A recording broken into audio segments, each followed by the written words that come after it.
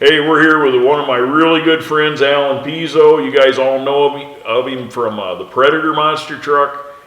He started in the monster truck world really young. Tell us about that. Well, you know, when I was a kid, Mom and Dad took us to truck and tractor pulls, and really fell in love with that. And then the ultimate deal went to the Pontiac Silverdome and seen Bigfoot for the first time, crushing cars. And from that point forward, it's like, man, that is like the coolest thing I ever seen.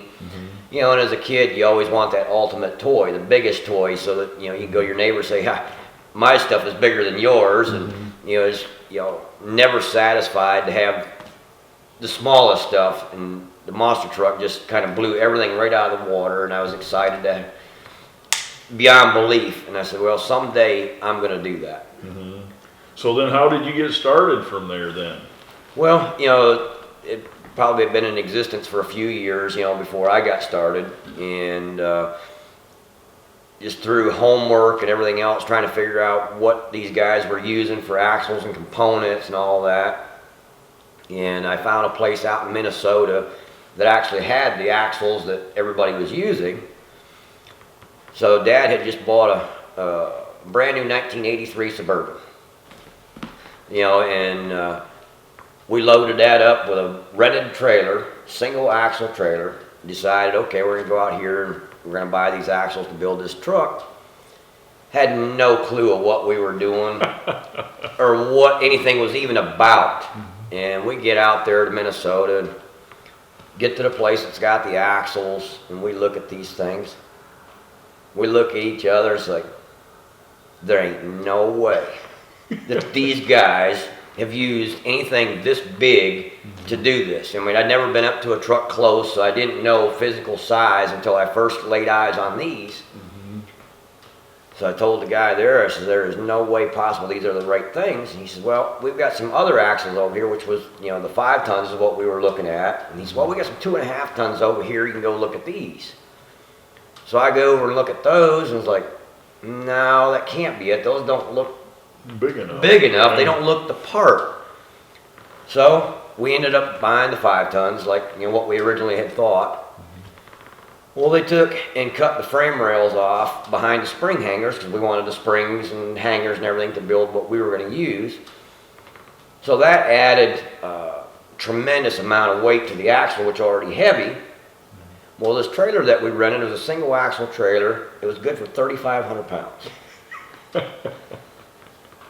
So this is already going to be a train wreck. And we did, once we got these on here, the springs were bent over backwards. The tires were rubbing here, rubbing there. And on our way home, I can't tell you how many tires we blew out on the way home. About every 100, 200 miles, we're blowing tires out. The way it was loaded, it was real front heavy. So the front end, the tongue weight on the trailer was so much in the back of the truck, so it's kind of picking the Suburban up off the ground in the front. The fastest you could drive was 30 miles an hour because it was all over the road. You want to talk about a trip? It's like a 650-mile trip. It took us 3 days. By the time at 30 miles an hour, you didn't get anywhere.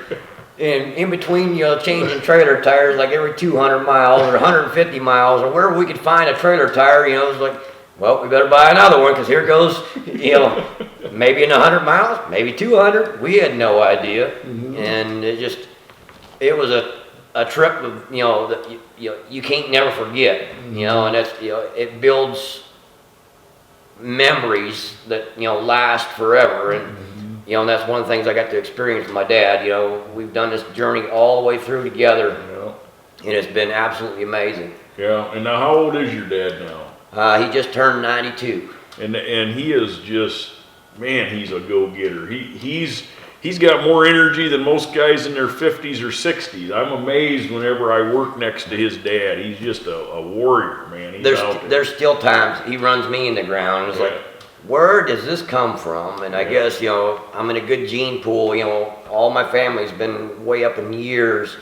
So with any luck, I'll be up there myself. But, with all the crazy stuff I've done over the years, it's amazing that I made it this far. Yeah. So you got them axles home and them springs, and you built your first truck. Tell us about, that was Lone Eagle. Most of you probably remember that. Right. we actually went to the dealership and bought a brand spanking new 1-ton 4-wheel drive Chevrolet truck. Because our thinking was, at that time, we were going to use the original frame. Being a 1-ton, it's going to be a lot stronger frame than a 1/2-ton. Then we got looking at it and decided, well, that's probably not going to be the easiest thing to do by the time you make it strong enough, or what we thought would be strong enough. So we decided, well, we're just going to get some rectangle tubing and build a straight rail frame, which we figured was going to be a lot stronger and easier. So that's what we ended up doing. Built the frame and basically took the body off of the original frame and mounted it up on the new frame. And then I stuck that original chassis from the Chevrolet truck in the corner. It had 11 miles on it. So we ended up building the truck, and I ran that body for about 4 years till Chevrolet changed the body style in '88. And at that point, you know, when I changed the '84 body over to the '88, I switched the name from Lone Eagle to Predator. And I took that original body, put it back on that brand new chassis.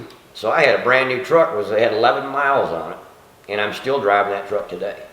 Wow. Now, of course, yeah, that's amazing. But so let's talk a little bit about when you switched over to Predator, because you even changed the color and everything. Absolutely. I was, you know, at that point I wanted to do a different identity, basically, you know, because it's a different body style, and I wanted to try something different. And at that time I renamed it, repainted the colors, and, you know, started campaigning it that way, and just wanted to be totally different. Okay. And that's the truck that we have in the museum now, isn't it? That is correct. Okay. And it was pretty good. You know, that truck had gotten into disarray, you know, over the years, like most of them do. And then in 2009, I decided to rebuild the truck, because at that point, a lot of fans had no clue where we had come from, because they see these modern tube chassis trucks and all this. They thought, well, this is where it's at. So I wanted to put that together as an educational tool to take to pit parties and park the old truck next to the new one and show them the differences. This is where we began, and, you know, in evolution as it comes to the point where we're at today, which is, you know, it's amazing difference. When you put you put one side by side, and it's like, holy cow, we used to drive those things. You know, an old dinosaur, basically. Oh yeah.